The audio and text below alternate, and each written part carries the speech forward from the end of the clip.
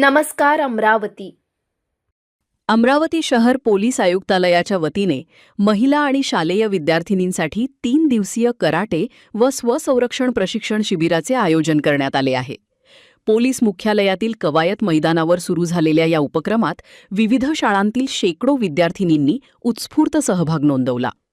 अनुभवी कराटे प्रशिक्षकांनी स्वसंरक्षणाची मूलभूत तंत्रे, आपत्कालीन परिस्थितीत स्वतःचा बचाव करण्याच्या पद्धती, तसेच शारीरिक तंदुरुस्ती आणि मानसिक सजगतेचे महत्त्व प्रत्यक्ष प्रात्यक्षिकांद्वारे शिकवले।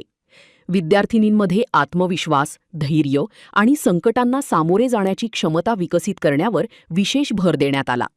महिलांच्या सुरक्षिततेसाठी स्वसंरक्षणाचे प्रशिक्षण ही काळाची गरज असल्याचे पोलीस अधिकाऱ्यांनी यावेळी सांगितले।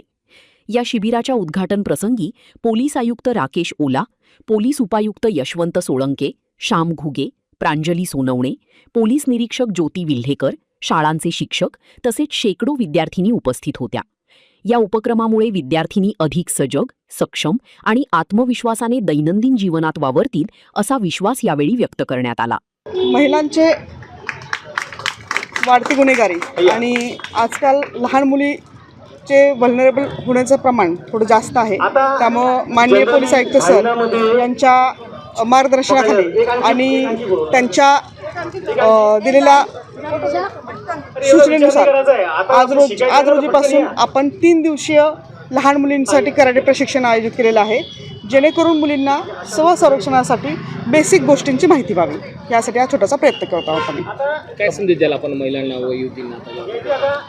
बदलत्या काळात स्वतःही बदलणं गरजेचं आहे, स्ट्रॉंग राहणं गरजेचं आहे आणि याच्यासाठी स्वतःला तयार करणं फार गरजेचं आहे। त्यामुळे थोडासा वेळ स्वतःला पण द्यावा आणि सगळ्याच बाजूने आपली स्वतःची तयारी करावी।